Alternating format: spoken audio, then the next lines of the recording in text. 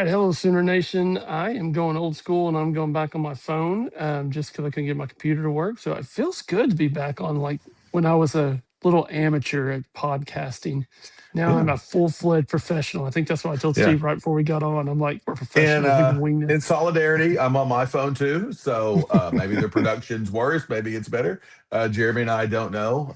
To quote the great Harry Doyle, who cares? Nobody's listening anyway, because there's really not all that much for Jeremy and I to talk about now. Before you sign off and before you forget to subscribe, because somebody was so put off with our last episode, we're back under 200. We're at 199. So if you're the person who did not who Yeah, has whoever not will put us subscribed, under 200, I need yeah, names right now. Okay. yeah, exactly. So make sure you're helping us out there. But I guess we'll start, Jeremy. Owen Heineke, you know, his appeal was denied. Don't think that was a shocker. All the information that came out No. said that this was not going to happen. He's going to turn the page. He's not going to pull. You know, I just I don't understand it. Um, to me, Owen Heineke's the kind of guy. It's all about money. And Owen Yeah. Heineke's a guy to me. If you're an NCAA, he's a marketable guy, right? Like, why wouldn't we want another year of him? hmm But we didn't push this to a judge like Trinidad Chambliss did. Still don't really understand that deal either. To me, he's probably the second quarterback taken if he's still in the draft. Don't understand that starting that clock, NFL quarterback money. But all that being said, Jeremy, any thoughts on the Owen Heineke thing? No, not a lot of surprise. Only thing I will say is I don't understand NCAA. It's like it's a crapshoot. Like some guys get eighth year of eligibility, some guys get punished for playing a couple of games of lacrosse. Somebody like and going back to Chambliss, why does Chambliss not want to go ahead and just come out and just make NFL money? I mean, to me, this is a weak quarterback class this year. Yeah. I mean, you've got Mendoza, and really a lot of them are guesses. I don't know how much you can raise his stock. To me, it just seems like it's a big risk to try to come back. But man, they are bound and determined to make sure that guy gets a. I mean, I don't know how many times have they appealed this? Like nine. It seems like that's all this off season's been is Trinidad Chambliss. Every time I get an ESPN notification, it's like Trinidad Chambliss is once again appealing the NCAA ruling. Like eventually, you just got to give up. At least that's what I respect Owen Heineke for just saying, you know what, this ain't gonna happen.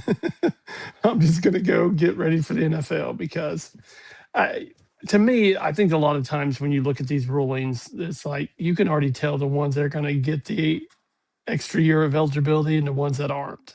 And And some of it's Owens about is pretty lawyering up. obvious. And Yeah.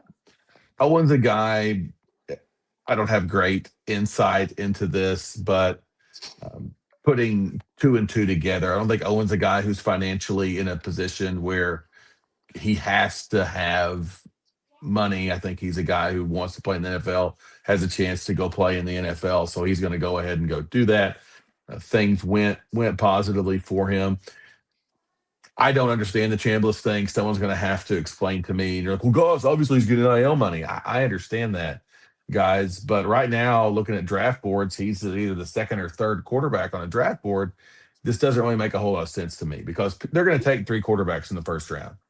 Yeah. And but this is not just an NCAA football pod, but I do think we just needed to start talking about that. I think what this really tells me is I'm really, really glad Kip Lewis came back. Because if we Yeah. were starting For from sure. scratch in that linebacker room, I think we've talked about this quite a bit that we needed one of those two to come back. And if you gave me the choice of the two, I would have chosen Kip, and that's no slight on Owen. But I'm happy to have Kip. Happy to see what happens with Sullivan and see where else we're at linebacker. But Owen Heineke, thank you for being a good Sooner. You're a guy that I question sometimes of when he was in there, but the guy was absolutely a tough guy. Played a lot of the season with a broken hand, with the club on that hand. So hats off to Owen. Appreciate all you did here in the Crimson and Cream. We wish you the best at the combine and hopefully in the NFL draft. Yeah. He's a lunch pail guy. Yeah, yeah, any white, any exactly. white, any white football Yeah, player, basketball base, it is they're lunch pail guys. But no, but he really exactly. was. He really was somebody that you're a walk on. Your dad played for OU. It just all of it pointed to just a kid that bleeds crimson and cream, and you hope the best for anybody like that that has brought so much to your university unexpected. So kind of like Drake, Drake Stoops was, you know, all he did was his job, and I kind of felt like that's how Owen Heineke was too as well. So like Steve said, much respect for Owen Heineke. Hopefully he kills it, gets drafted like in the fifth or sixth round, and then just Think he absolutely could be a makes great millions and special teams millions. player. We saw him be a good special teams player at OU before this last season. So we're wishing him well. Someone else will be wishing well, as this will probably be their last year in Norman. Let's go ahead and go over to the men's basketball team. Um, and just as we all suspected, Nigel Pack, who was on a milk carton for the last few games, was 6 for 8 from three. And when you're go 6 for 8 from three, you win quite a few basketball games. Yeah, And so we soundly trounced Nepo baby hire Stephen Pearl and the Auburn Tigers. And so this is a game we were supposed to win before the season. We won it. I'm glad we did. We should win our next game against LSU. I'll be glad if we do. Then we got a chance to beat Missouri at home after that. So there's winnable games here to get a little positivity going into the SEC tournament.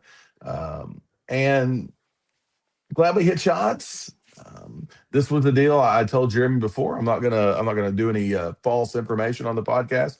This is not a game I watch live. We're lucky enough to host a full regional at Keys for playoffs. So we had playoff basketball at home last night. But just looking at the box score, Pat goes 8 for 13, 6 of 8 from three.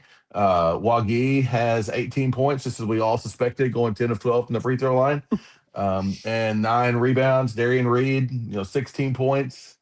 Xavier Brown, 6 of 11, 14 points. And, 9 points from Jadon Jones off the bench, 7 for Dayton off the bench. I do think Dayton didn't shoot it as well last night from the field as 5 6 free throw line. Don't you think Dayton's looked a lot better, Jeremy, in recent yeah, games, of finally getting healthy, playing on two healthy yeah, ankles help you as a basketball player.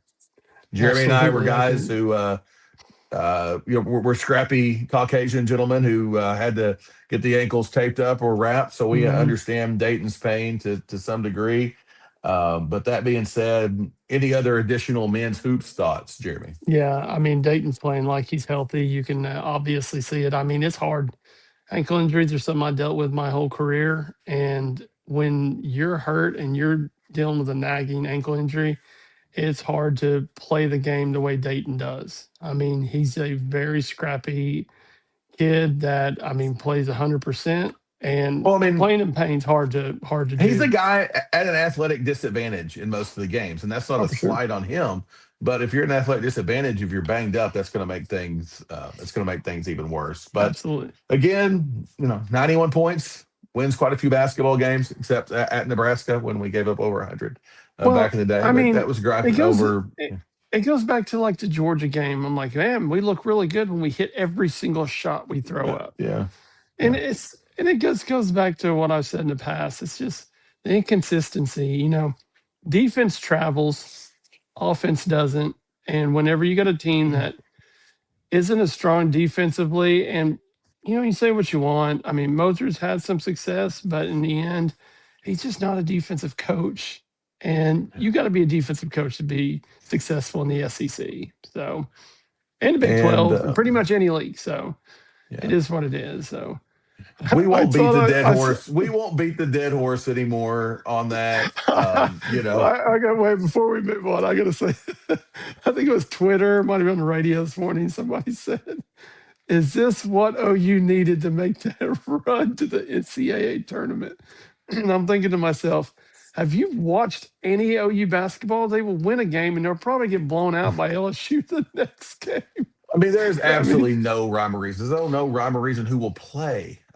In our group chat on the last Saturday's game, they were honoring the last Final Four team, hung Buddy's jersey up in the rafters. And I think there was a text sent out of maybe we were a favorite in that game, or maybe we were only like a 1.5 point dog or something like that. It's like, did they think Buddy is playing and Lon's coaching? So once again, there's just there are words. We're not going to give you any more of them because we've said a lot of them. We'll talk. We're going to continue to talk about basketball until basketball's over. We're going to talk a lot about it when the coaching search starts. But um, I'm confident oh, this year when we talk about a coaching search, it will happen. yes. Last year That we being forced him to said, the tournament, so women's basketball thought they got some much needed wins, kind of a softer schedule going into the SEC tournament rolling here, but look to me like, to me, barring something catastrophic as far as really bad losses, I think we're definitely hosting. Would be nice to see us get to that three line for the yeah, ladies, because if you do, you stay away from the one seed in the Sweet 16 game and you put that off into the Elite Eight. Because I just think there's those one seeds and then there's a big gap. I think we're in that second grouping, but beating one of those one seeds is going to be really tough. And I really just don't want to be anywhere near UConn yeah, whatsoever. So hopefully, Jenny and the ladies continue to play good basketball to win out, win the rest of the regular season games, win a round or two, and make sure we could get, like I said, a three seed in the NCAA tournament would be great. yeah. Back in the day, Steve had a love fest for Bob Knight. He any like time we played Texas Tech, Steve was. I'd almost think that he was going for Texas Tech. That's how I feel about Gino Ariema with UConn. I'm Yeah. like, the dude coaches. I mean, you can say what you want about him because he kind of arrogant. Yeah, he probably is, but the dude is just. I just love his coaching style, and he he just keeps putting them out. You know, he's like, what's funny is they're like, UConn's kind of down. They only made the Final Four and lost 3 games. That's how their down years are. It's kind of like OU softball. It's like they've been spoiled for so long. But when you put out athletes that he's got, I mean, Yeah. he's entertaining. One of my favorite Joe C stories is a did you know is Gino Oriema was almost OU's men's basketball coach. I remember that. When Kelvin left, there was a period where Gino, I think, actually accepted the job, flew here, was just about to go to the press conference, and changed his mind. So one of those kind of fun what ifs. But yeah, no, Gino's just a great coach. I've been lucky enough to hear him talk at a couple of clinics and that sort of thing.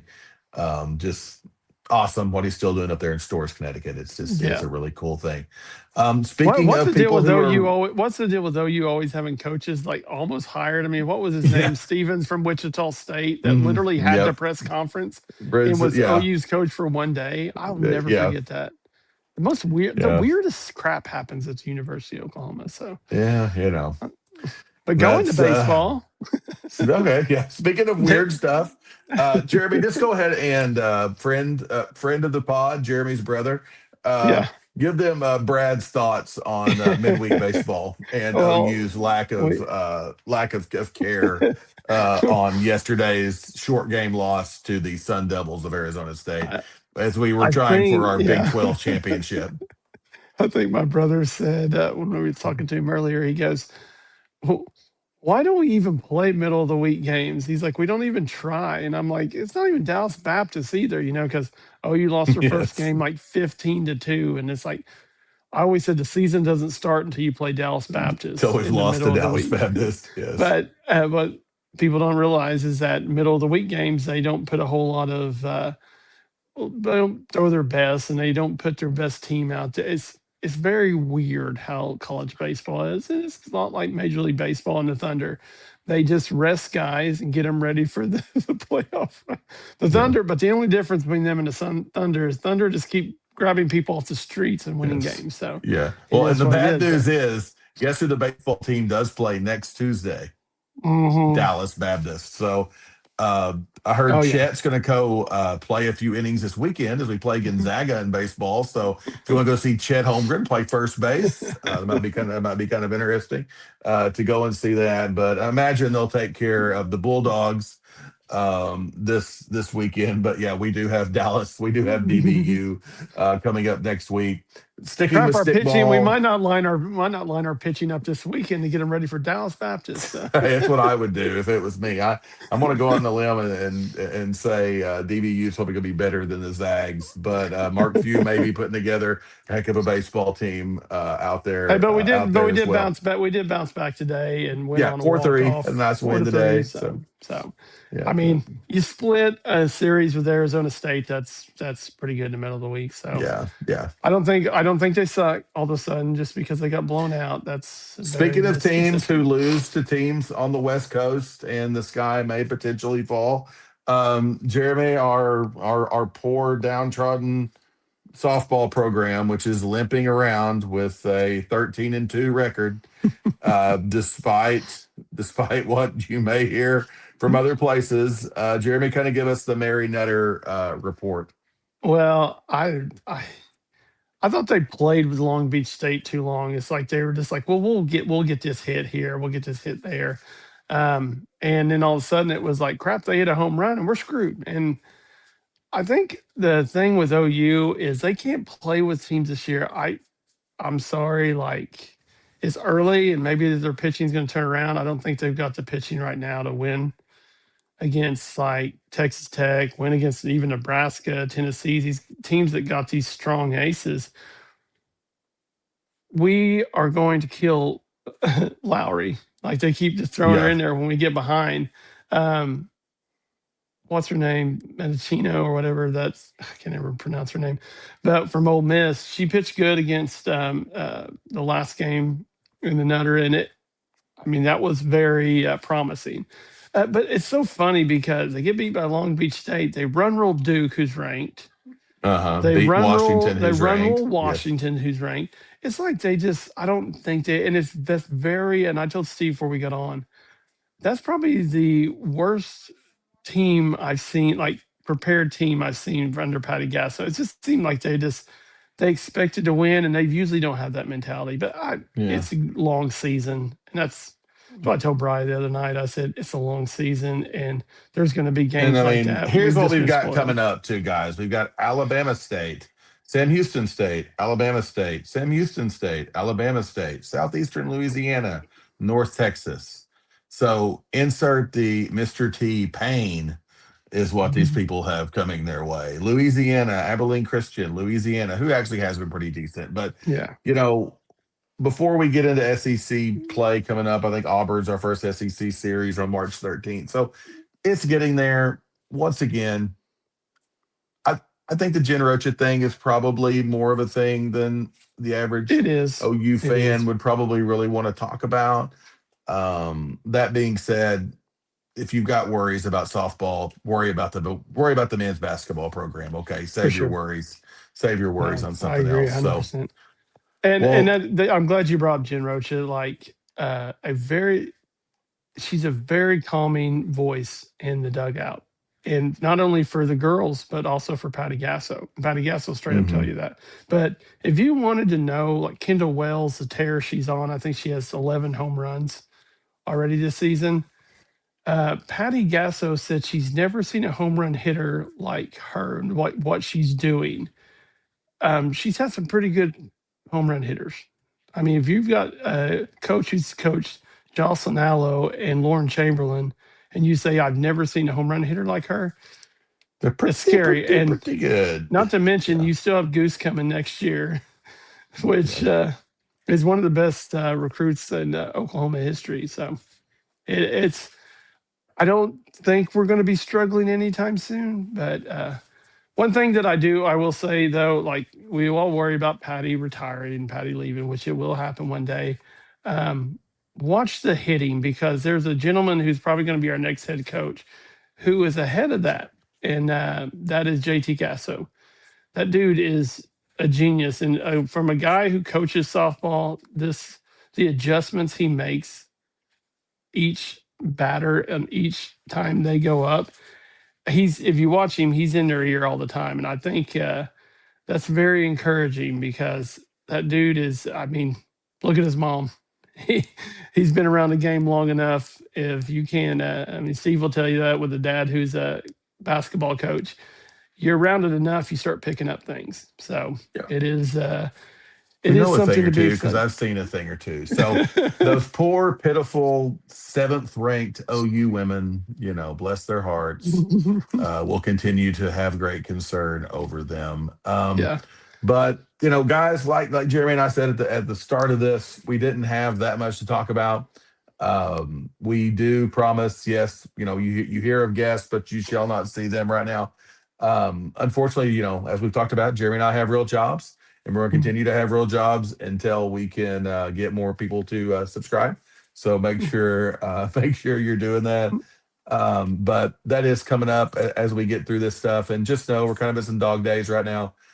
This is usually when you're talking on NCAA tournament runs and all that stuff. But we're going to continue to cover it. We'll continue to come out. And thanks for hanging in there Yep. with us, guys. And Yeah. whoever And unsubscribed to hey, us, hey, yeah. bring it Hey, back. and Bring it also back. You too, know you need this content. I told Steve this earlier. We are going to bring our wives onto this pod because they talk so much crap about him, and you guys are going to be like, "Oh my God, are they? They must be drunk 24/7 if they're married to those two idiots." But we told them the other day that I told Lindsay and Goss told Aaron that we're going to run out of things to talk about, so we got to bring in the heavy hitters. so, Yes. So, so, yeah, yeah, keep exactly. subscribing, keep following us on Apple and Spotify, and I don't know, maybe something big will happen, and we can have something to talk about next week. Yeah. So, Hopefully nothing crazy, but soonercast@gmail.com. Have a great week, everybody. Boomer. River Center.